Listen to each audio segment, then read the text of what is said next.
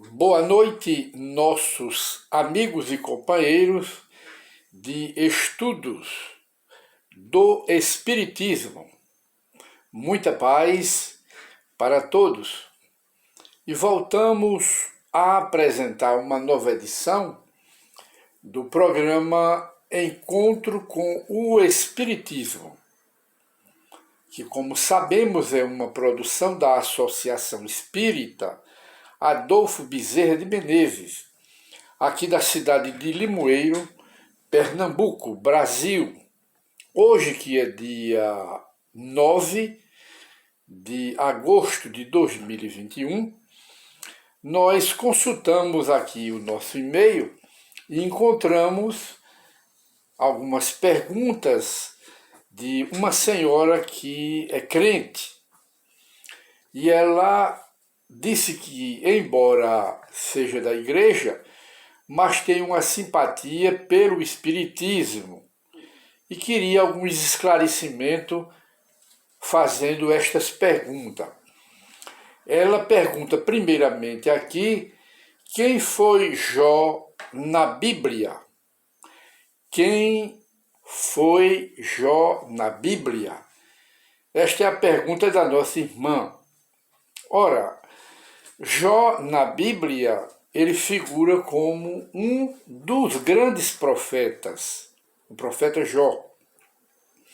E ele então conta a Bíblia que ele fez uma viagem naquela época e ao voltar encontrou os seus bens materiais destruídos por um fenômeno da natureza semelhante aos tufões de hoje, aos tornados, ou mesmo aos tsunamis, um fenômeno da natureza.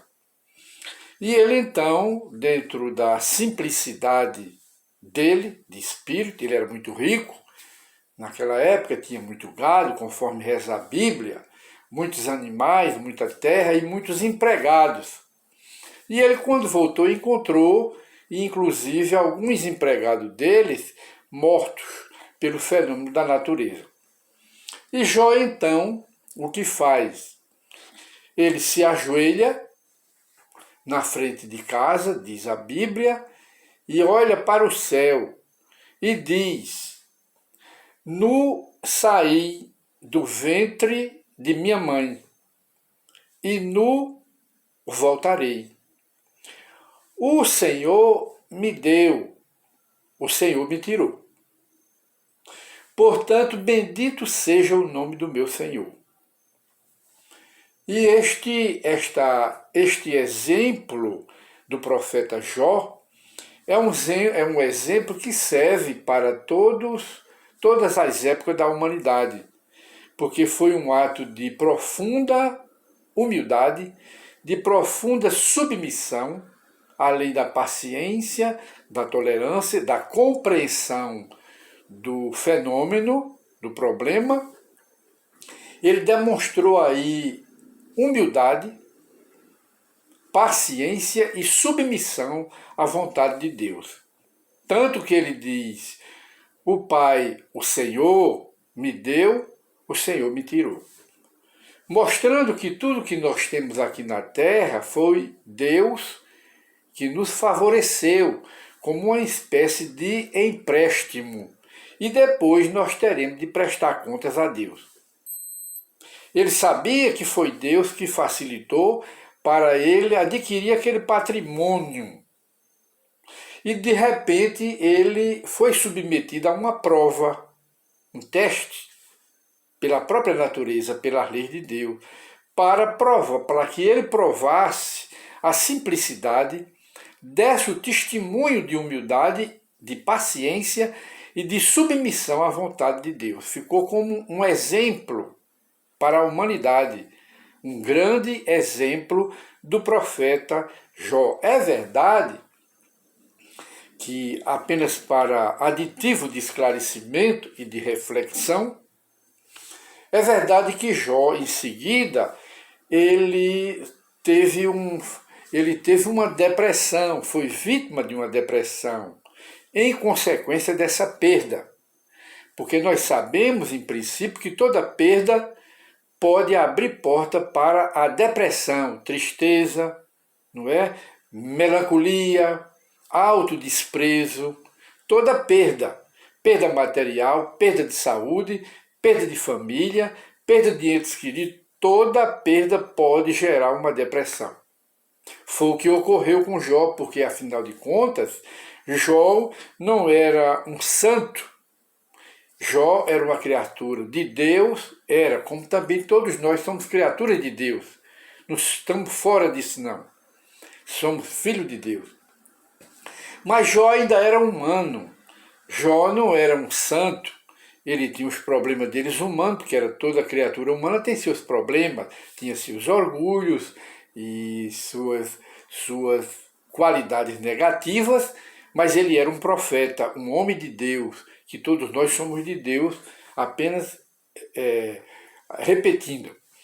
E de maneira que ele entrou em depressão, mas através de orações, que ele era um homem ligado a Deus, e acima de tudo ele era um médium.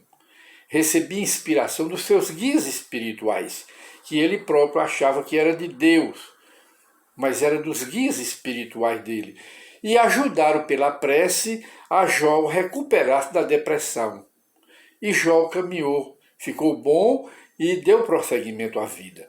Este é o Jó do Velho Testamento, que foi um grande profeta dos hebreus naquela época. E então vem em seguida uma pergunta também da nossa irmã, que diz que frequenta a igreja, mas tem simpatia pelo espiritismo. E quem não tem, porque o espiritismo não é de propriedade dos espíritas, o espiritismo é da humanidade, veio para toda a humanidade.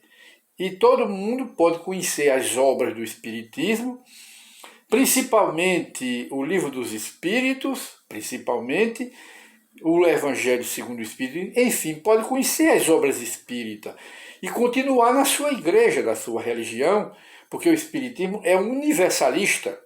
Ele não veio para os espíritas, ele veio para a humanidade, de modo que todo mundo pode conhecer o espiritismo, beber nesta fonte inesgotável de sabedoria, que explica o que as religiões não conseguem explicar. Este é o espiritismo. E nessa seguinte pergunta, a nossa irmã pergunta assim: os animais têm inteligência? É a pergunta dela. Os animais têm inteligência? Têm. Os animais têm as faculdades humanas que nós temos. Eles não são um pedaço de carne cheio de pena quando se trata de passarinho, não é? Eles têm sentimento.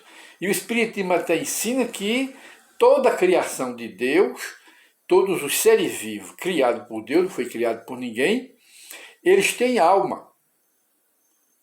Alma, princípio inteligente, princípio anímico. A alma dos animais, elas não estão na altura, no nível de evolução da alma humana, mas elas também têm alma e evoluem, progride, reencarnam, nascem, vivem, morrem como uma criatura humana e até que reencarnam e passam para o mundo espiritual, aguardam para depois os espíritos encontrarem uma encarnação em outro animal aqui na Terra. Os animais, porque eles têm alma. E outra coisa, a inteligência dos animais, a memória deles, não é? Os sentimentos dos animais pelas pessoas que os criam, é evidente, todo mundo vê.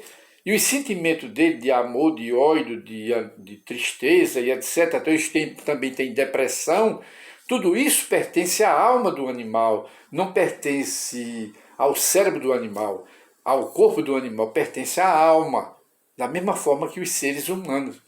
E eles têm inteligência. Estamos consultando o relógio aqui porque ele é materialista.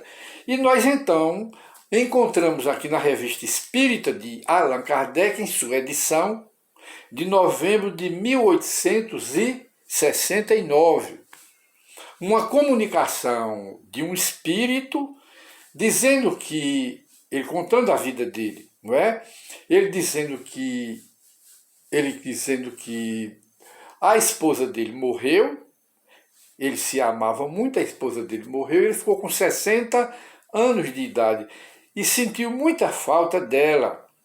E certa vez ele entrou numa depressão muito profunda e teve até vontade de se suicidar. Mas uma certa vez, ele visitando um bosque lá, aí de repente um passarinho que veio voando, bateu nele e caiu.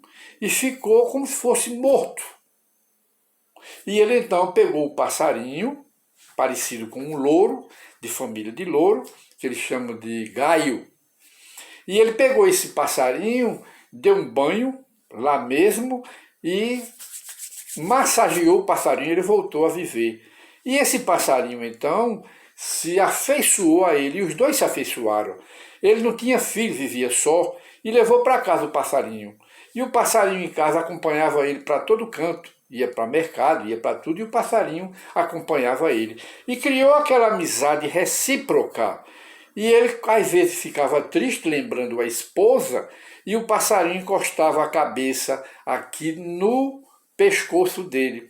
Saía e brincava, embolava no chão, imitava canário, imitava outros tipos de passarinho para despertar a atenção dele, do seu dono.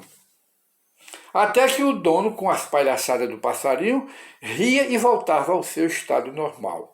E ele então conclui que quando os problemas da vida da gente aparecem e que a gente julga que todas as portas estão fechadas, Deus abre uma janela lá na frente.